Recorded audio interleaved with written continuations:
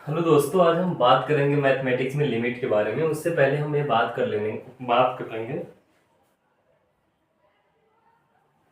उससे पहले हम बात करेंगे, सबसे पहले थोड़ा सा देख ले रहे हैं मैथमेटिक्स आया कैसे है, कैसे एक सब्जेक्ट के रूप में आया, कौन सा वो पहला वैज्ञानिक था जिसने मैथमेटिक्स में प्रूफ को घुसाया। तो कौन सा वर्ल्ड का पहला मैथमेटिशियन है जिसे हम बोलते हैं। तो इसी सब चीज़ों के बारे में पढ़ेंगे। उसके बाद हम तुरंत चल चलेंगे लिमिट में। हमारा आज का टॉपिक है लिमिटिंग।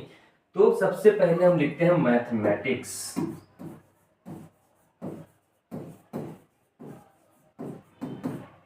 ठीक है,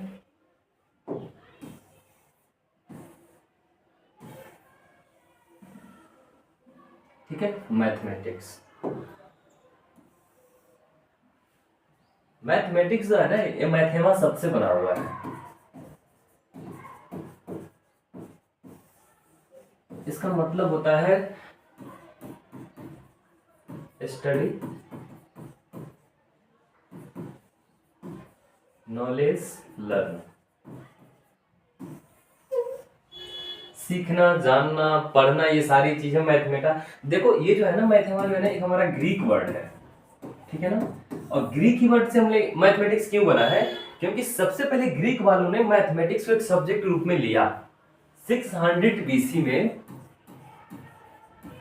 ग्रीक वालों ने सबसे पहले मैथमेटिक्स को एक फॉर्मल सब्जेक्ट के रूप में अपनाया, और यही से मैथ जो है ना लॉजिकल साइंस के रूप में एस्टेब्लिश हुआ। ठीक है ना। इसीलिए मैथमेटिक्स जो है ना ग्रीक वर्ड से ही बना हुआ है। ठीक है। और 300 बीसी में 300 बीसी में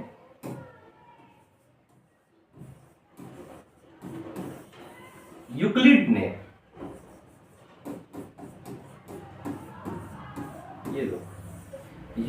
ने मैथमेटिक्स को क्या किया? एक्जियोमेटिक सिस्टम में सजाया। एक्जियोमेटिक सिस्टम में आप एक देख लो,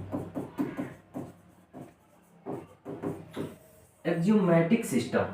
एक्जियोमेटिक का मतलब क्या होता है? देखो एक्जियोमेटिक जो है सबसे पहले एक्जियम वर्ड से बना हुआ है। और एक्जियम मतलब क्या होता है? एक स्टेटमेंट जिसका प्रूफ नहीं है लेकिन चीजें सत्य है, हम मान लेते हैं कि ये सत्य है, उसी को हम बोलते हैं एक्जियम। जैसे अगर आपको एग्जांपल बोले कि एक पॉइंट यहाँ पे है, एक पॉइंट यहाँ पे है, एक पॉइंट यहाँ पे है, इन दो अगर पॉइंट दिया है तो दोनों के बीच में हम क्या कर सकते हैं? एक लाइन, दोनों को ज्वाइन करके हम एक लाइन ड्रॉ कर सकते हैं। बोले कि इसका प्रूफ करो भाई, तो करो। ये हमारा एक्जियम है। ठीक है ना। उसके अलावा मैथमेटिक्स में एक और चीज चलती है कि ए हमारा सबसेट है बी का। तो हम क्या करते हैं कि एक्स में एक एलिमेंट लेके चलते हैं और उसको दिखा देते हैं कि बी जो एक्स जो है ना वो बी में भी हमारा होगा। तो इससे हमारा दिखा देते हैं कि हाँ भाई यह हमारा ए बी का सबसेट है। लेकिन एक चीज देखो ना, आज के हमारा मॉडर्न युग में कोई भी वर्ड जो है ना वो डिफाइन किया जाता है। आने से कोई भी वर्ड आता है तो पहले हमारा सब चीज डिफाइन होता है। मैथमेटिक्स में कोई भी वर्ड हो बिना डेफिनेशन का हो ही नहीं सकता। अगर कोई वर्ड है तो उसका कुछ ना कुछ मीनिंग जरूर होता है। तो अगर हम आपसे बोले कि इस x को आप कैसे ले लिए हो कि x belongs to a, x से आप एक एलिमेंट कैसे लेके आए हो, तो उसका भी प्रूफ नहीं। बाई हम कैसे मानते हैं? बाई एक्जियम ऑफ चॉइस से क्या करते हैं? उसमें से एक एलिमेंट हम निकालते हैं, मानते हैं कि let a belongs to a। किसके द्वारा? बाई एक्जियम ऑफ चॉइस से है। ठीक है। तो ऐसा बहुत सारा है एक्जियम ऑफ चॉइस, अपना देखिएगा। तो सबसे पहले 300 बीसी में यूक्लिड ने ही मैथमेटिक्स को सिस्टमैटिक एक्जियोमेटिक सिस्टम में सजाया। और 600 बीसी में क्या किया? ग्रीक वालों ने सबसे पहले मैथ को एक फॉर्मल सब्जेक्ट के रूप में पढ़ना स्टार्ट किया, और यहीं से मैथमेटिक्स लॉजिकल साइंस के रूप में डेवलप हुआ है। ठीक है। उसके बाद हम आते हैं कि एक वैज्ञानिक थे। कौन से वो वैज्ञानिक थे आप लोग थोड़ा बताइए। पहले मैथमेटिशियन जो हमारे हैं थेल्स ऑफ मिलेटस है।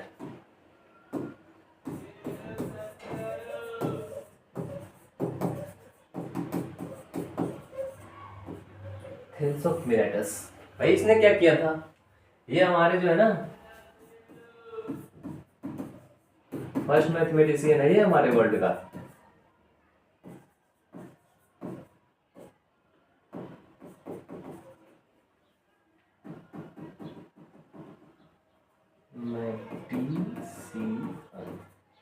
फर्स्ट मैथमेटिशियन है हमारे थेल्स ऑफ मिलेटस।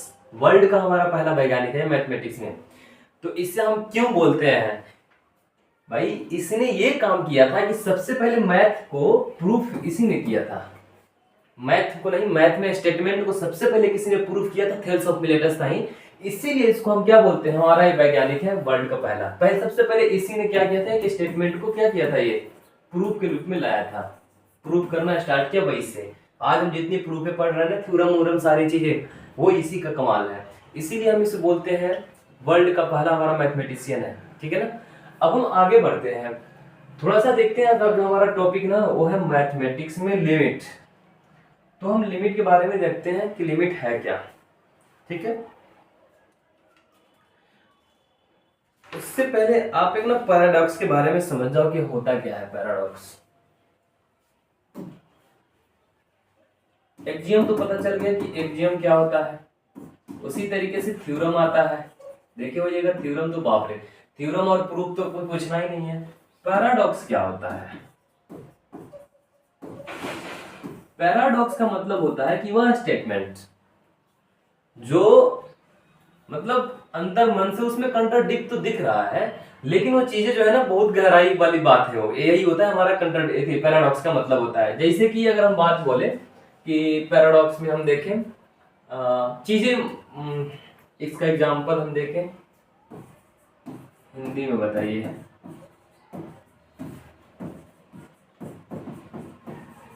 यह कथन असत्य है।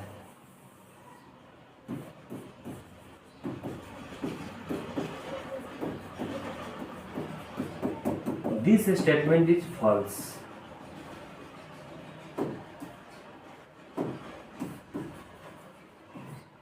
ये एक पैराडॉक्स है, ठीक है।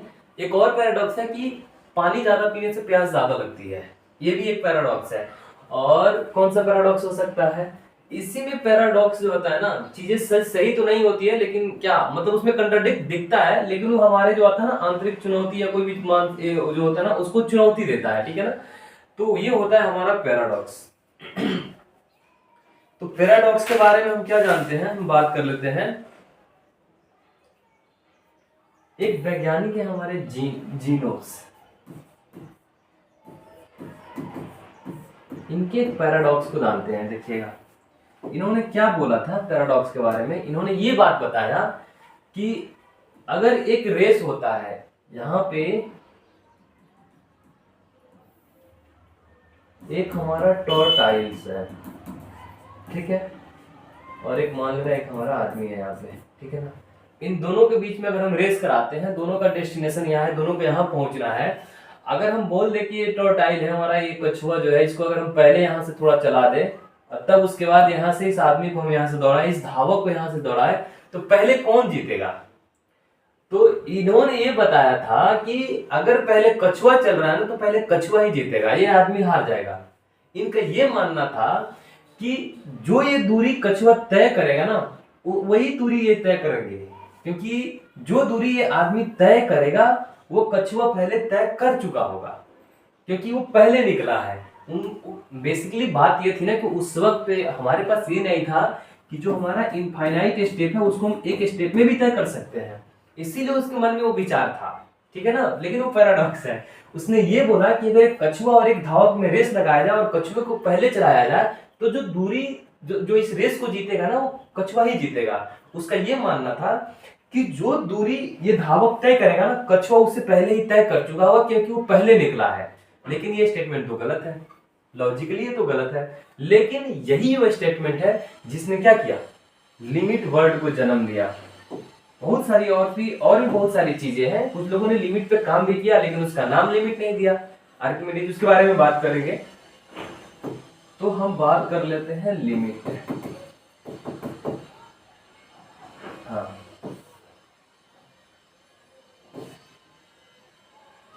ठीक है।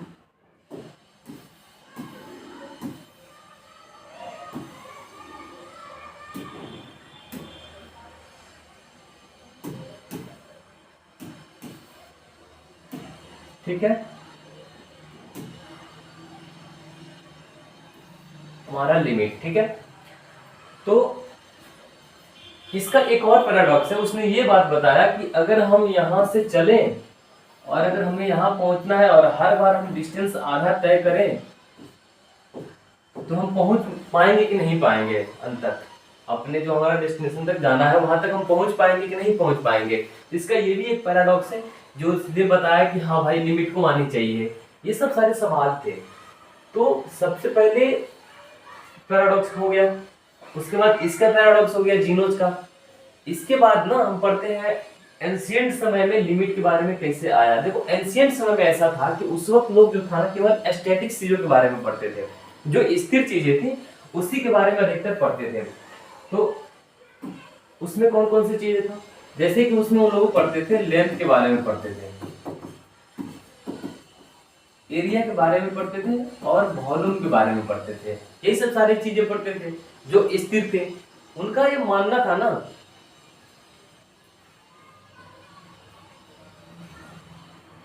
नेचर जो है हमारा बदलता है, नेचर जो है हमारा बदलता है, सारी चीजें बदलती है।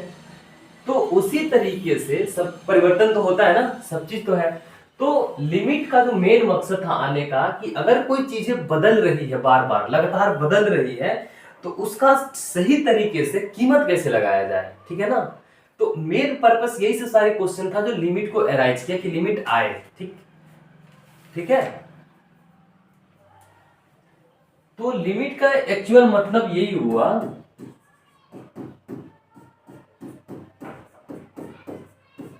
पास जाना या पहुंचने की कोशिश करना।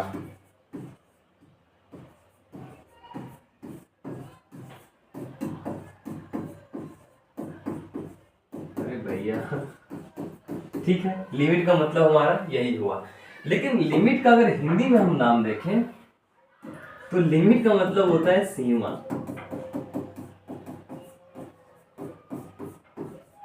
सीमा या हद। तो आप देख लो भैया, लिमिट का मतलब हुआ या सीमा या हद, मतलब या हद में रहो भाई, लिमिट में रहो। तो मतलब तो ये हुआ इसका हिंदी नाम। लेकिन मैथमेटिकली में हम इसे कुछ और तरीके से पढ़ेंगे, ठीक है ना। ये जीनोज के जो पैराडॉक्स है ना, यही से स्टार्टिंग पॉइंट हुआ जो उन्होंने जन्म दिया। अब इस पे देखिए आर्किमिडीज कैसे काम करता है। जैसे नेचर में देखो हमारा सारी चीजें परिवर्तन है, परिवर्तनीय है ना, सारी चीजें तो बदलता है। आप जैसे देखो लेंथ ऑफ कार ले लो, sorry sir length of car नहीं ले लो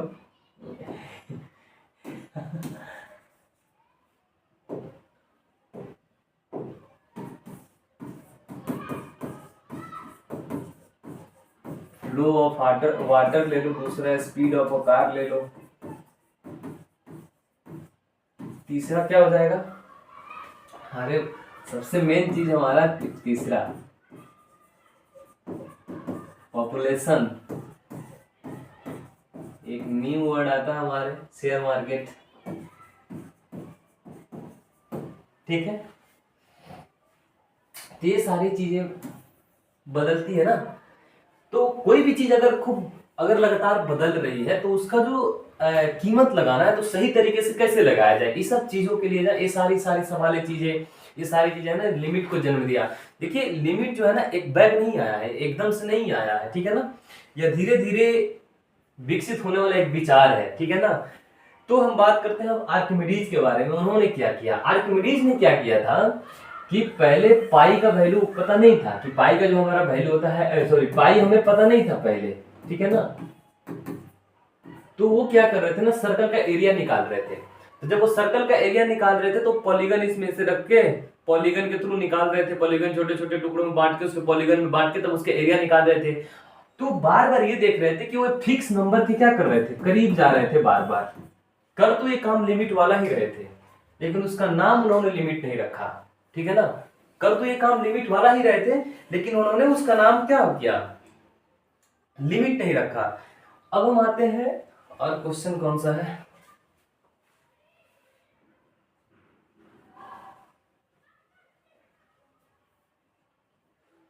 हाँ ठीक है। अगर कोई काम बार बार इनफाइनाइट प्रोसेस में हो रहा है तो उसका रिजल्ट क्या होगा, हम रिजल्ट तक पहुंच पाएंगे भी कि नहीं पहुंच पाएंगे, ये भी एक लिमिट का ही हमारा क्या बोले कि अराइज होने में अपना महत्वपूर्ण योगदान दिया कि वो what is the result after final process.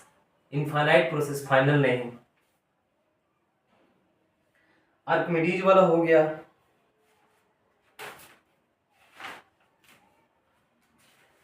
लेकिन इन सब के बावजूद जो है ना लिमिट की परिभाषा अभी तक नहीं आई थी कि लिमिट के एक्चुअल मतलब होता क्या है। मतलब के बारे में थोड़ा मोड़ा तो लोग जान गए थे ना, लेकिन हमारा स्ट्रॉन्ग डेफिनेशन नहीं आया था। जैसे कि उसी में काम कर रहे थे कौन, लेबनीज और न्यूटन, ये दोनों तो क्या ही बोलना। तो मतलब ये दोनों काम कर रहे थे, न्यूटन और लेबनीज। तो इन लोगों ने अनुमान के आधार पर मतलब क्या बोलते हैं साइमल्टेनियस, उन्होंने वर्ड साइमल्टेनियस नहीं, सॉरी वो कोई वर्ड है उन्होंने यूज किया था जो मुझे याद नहीं आ रहा था। तो कुची और वेरस्ट्रास ने जो काम किया लिमिट के डेफिनेशन में, वो खतरनाक किया। कुची ने और वेरस्ट्रास ने जो डेफिनेशन दिया वो एप्सिलॉन डेल्टा वाला डेफिनेशन दिया, ठीक है ना, और ये स्ट्रॉन्ग डेफिनेशन हुआ, ठीक है। तो न्यूटन और लेबनीज ने जो है ना क्या और कैसे का उन्होंने ये निकाला कि कैसे किसी भी चीज को क्या और कैसे बताया, लेकिन क्यों जो है ना वो बाद में परिभाषित हुआ है।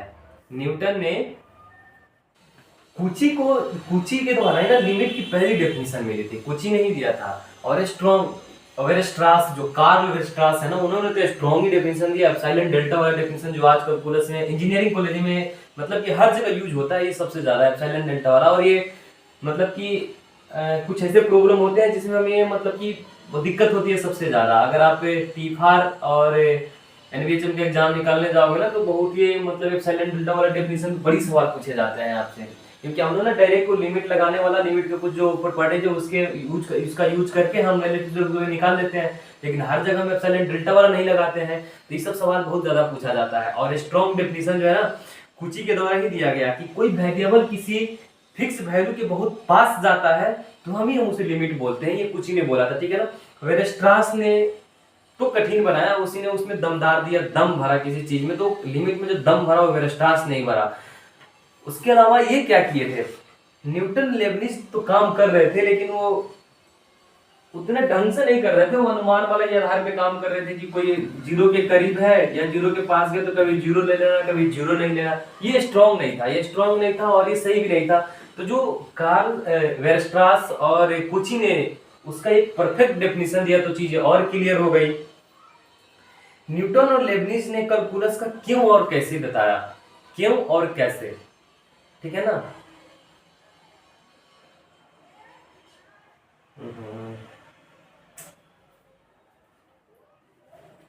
न्यूटन और लेबनीज ने क्या और कैसे बताया, लेकिन क्यों बाद में परिभाषित हुआ है।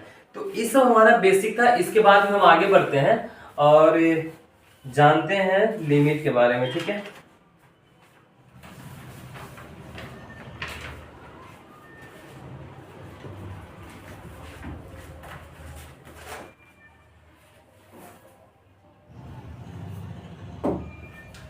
हमारा जो मेन टॉपिक है ना मैथमेटिक्स में, वो यही से स्टार्ट हो रहा है।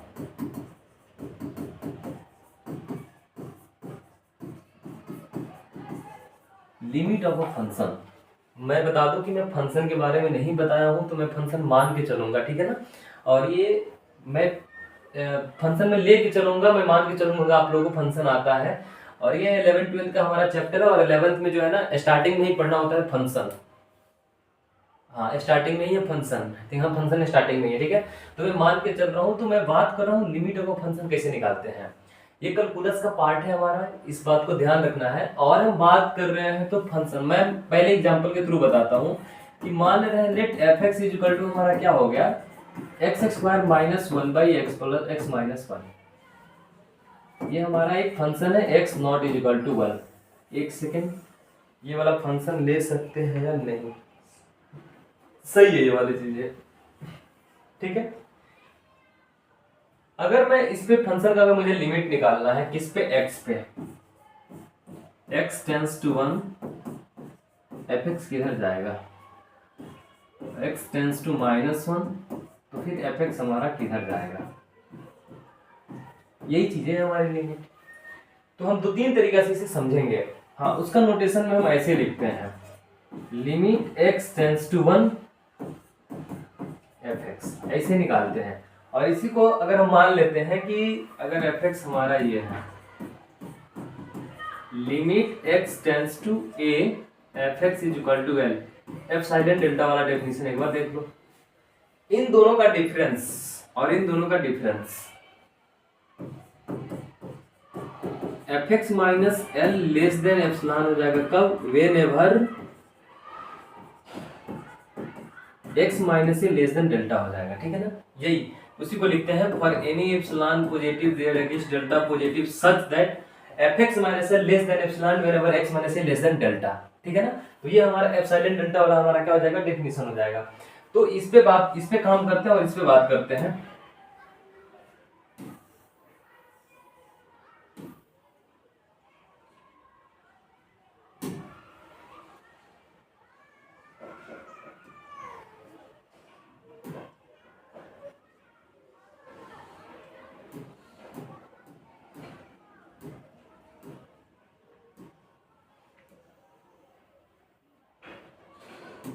ठीक है, इसमें हम एक चीज काम कर ले रहे हैं अभी कि इसका लिमिट अगर हमें निकालना है तो एक बार तो हम डायरेक्ट रख के भी निकाल लेते हैं, ठीक है ना। कि चलो वैल्यू रखते हैं, देखते हैं क्या आता है। x इक्वल टू 1, ठीक है ना। Limit x tends to 1, f x का वैल्यू रखो x square minus 1 by x minus 1। Direct आप रखोगे तो बताओ ये क्या हो जाएगा? वहां रखोगे तो 1 माइनस 1 बाई 1 माइनस 1, ये 0 बाई 0 हो जाएगा। बट ऐसे नहीं करना है। देखो पहले इसे सिंप्लीफाई करो, इतना वाला पार्ट को सिंप्लीफाई भी तो कर सकते हैं। लिमिट x टेंड्स टू 1 हमारा क्या हो जाएगा? एक्स स्क्वायर माइनस 1 को तोड़ो, x minus 1 by x minus 1 into x plus 1, a square minus b square वाले फॉर्मूला से तोड़ेंगे, ये बनेगा x माइनस 1, ये और ये कट जाएगा। अब 1 रखो, क्या हो जाएगा? 1 प्लस 1 बराबर हमारा 2 आ गया लिमिट, ठीक है। समझ में आया? हम 1 पे ही निकालेंगे, ठीक है। इसमें एक और काम करते हैं। अब हम इसमें चलते हैं इसी चीज को करने के लिए। एक सेकंड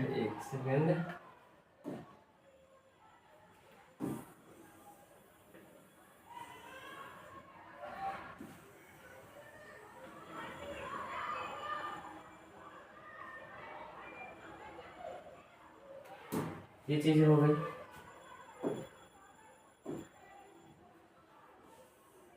अरे यार,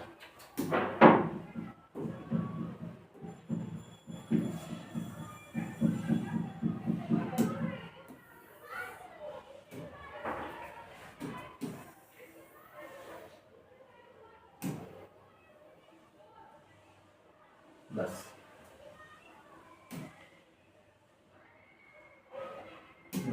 हो गया। अब हम इसमें ना वैल्यू पुट करके देखते हैं कि ये कहाँ जा रहा है। उसके अलावा हम 1 पे चेक कर रहे हैं तो हटाएंगे माइनस वाले, नीचे वाले को भी हम हटाएंगे।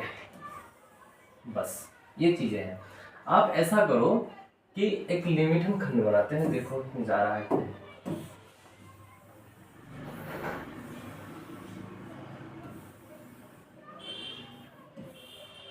इसमें हम x को रखेंगे, इस पे हम अपना क्या रखेंगे? एफ एक्स को रखेंगे, ठीक है ना।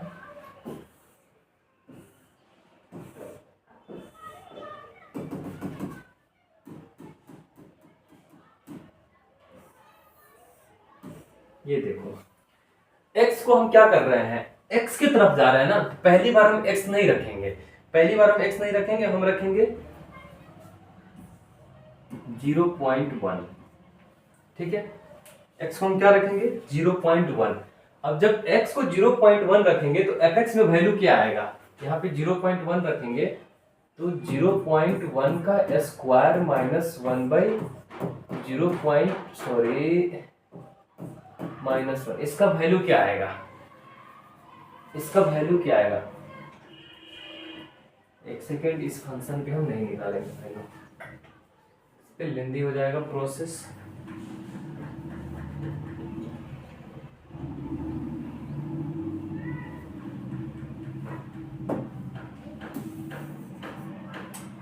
हम काम तो इसी पे करेंगे, बट ये फंक्शन ये नहीं ले रहा है, फंक्शन हम चेंज कर दे रहे हैं।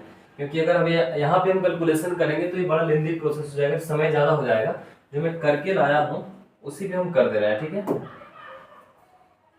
फंक्शन इसका तो यहाँ पे निकला हुआ है, बस इतना ही पार्ट्स को हम क्या करते हैं। हाँ, मैं एफ एक्स ले रहा हूँ, मैं बता रहा हूँ। एफ एक्स हमारा ये हो गया 5x माइनस 3।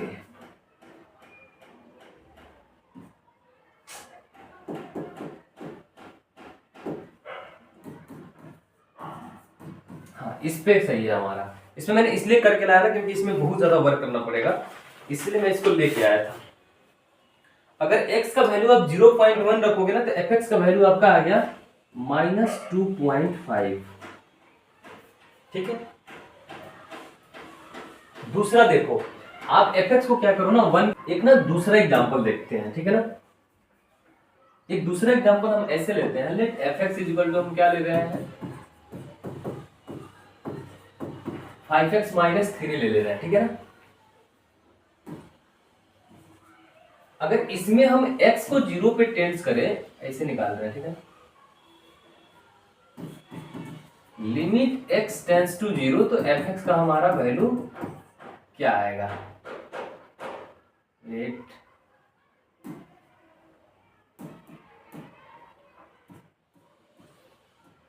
ये हमको निकालना है। तो क्या आएगा, ये तो इसमें तो कोई दिक्कत ही नहीं है कि लिमिट x टेंड्स टू अगर हम 0 कर दें और fx का वैल्यू रख देना, हमारा क्या होगा 5x - 3 तो डायरेक्ट x का वैल्यू रखो, 5 × 0 - 3 = -3, ये हमारा आ गया। लेकिन इसी चीज को हम दूसरे तरीके से करेंगे और देखेंगे कि हाँ वैल्यू सच में उधर ही जा रहा है या नहीं। हम तो एग्जैक्ट वैल्यू के पास ही आ गए। तो आते हम बनाते हैं fx = का लेकर के,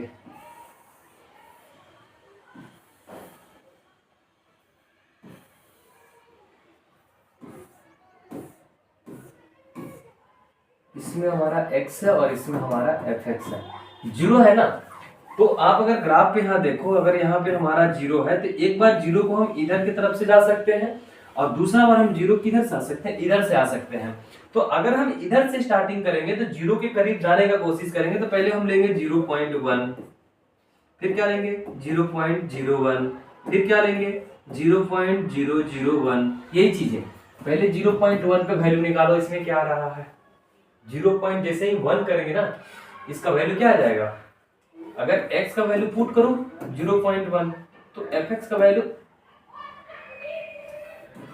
x का वैल्यू 0.1 रखोगे तो fx का वैल्यू हमारा क्या हो जाएगा 0.5 - 3 मतलब कि -2.5 आ गया, -2.5 हो गया। अब फिर रखो, अरे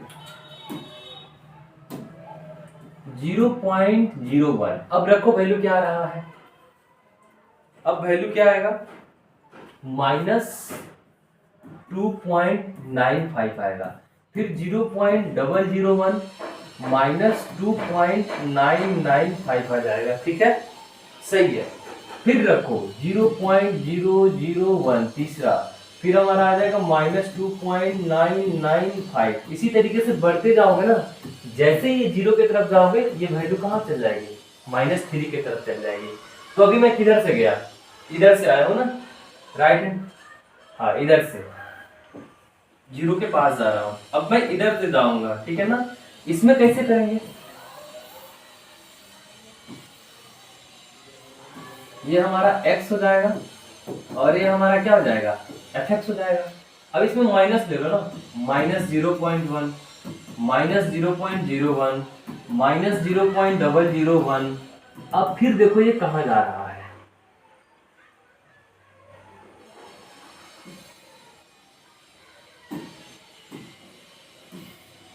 अगर इसको 0 पे कराओगे ये भी -3 की तरफ जाएगा। पहले वैल्यू देखो इसमें क्या आ रहा है, यहाँ पे माइनस रखो, तो जब पहले ही -0 पॉइंट रखेंगे तो आई थिंक -3.5 आएगा वैल्यू, हाँ सही है। दूसरा बार में आ जाएगा -3.05, ठीक है। तीसरा बार में हमारा आ जाएगा -3.005 डैश, ये 3 की तरफ टेंस कर जाएगा। ये दो तरीका है, ये तो एक्चुअल वैल्यू निकाल के हमने देखा कि हाँ देखो ये 3 की तरफ जा रहा है, 3 की तरफ ये भी जा रहा है। और एक दूसरा ये वाला पार्ट देखो, यहाँ से मैंने डायरेक्ट निकाल लिया कि लिमिट हमारा कहाँ जा रहा है 3 की तरफ जा रहा है, ठीक है। इसके अलावा जो हम इधर से आते हैं ना, इसी को तो हम बोलते हैं राइट हैंड लिमिट, इधर से आते हैं उसको क्या बोलते हैं लेफ्ट हैंड लिमिट। तो उसके कंसेप्ट के बारे में हम थोड़ा सा बात कर ले रहे हैं कि लेफ्ट हैंड लिमिट क्या होता है हमारा।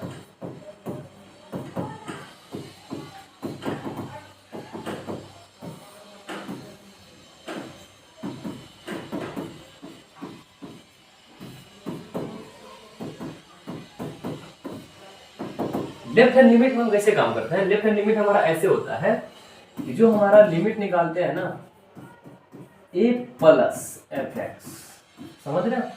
ए पे से थोड़ा सा हम क्या करते हैं, प्लस करते हैं, ठीक है ना? तो उसमें वैल्यू देखते हैं क्या आता है। सॉरी लेफ्ट में माइनस करते हैं, सॉरी सॉरी सॉरी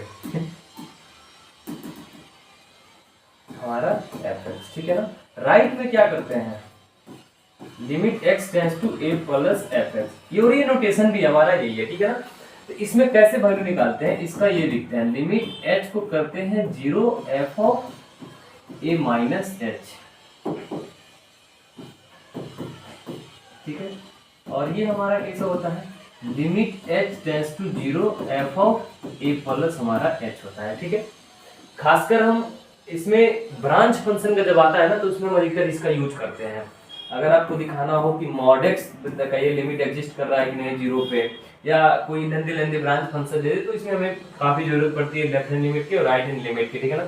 और एग्जिस्टेंस ऑफ लिमिट कैसे होता है कि हाँ लिमिट एग्जिस्ट कर रहा है, हम निकालते हैं left hand limit right hand limit, दोनों का वैल्यू अगर हमारा इक्वल होता है तो वही हम तभी हम बोलते हैं कि लिमिट क्या कर रहा है, एग्जिस्ट कर रहा है। अन्यथा अगर दोनों इक्वल अगर नहीं हुआ तो हम कह देंगे कि लिमिट हमारा एग्जिस्ट नहीं कर रहा है, ठीक है ना?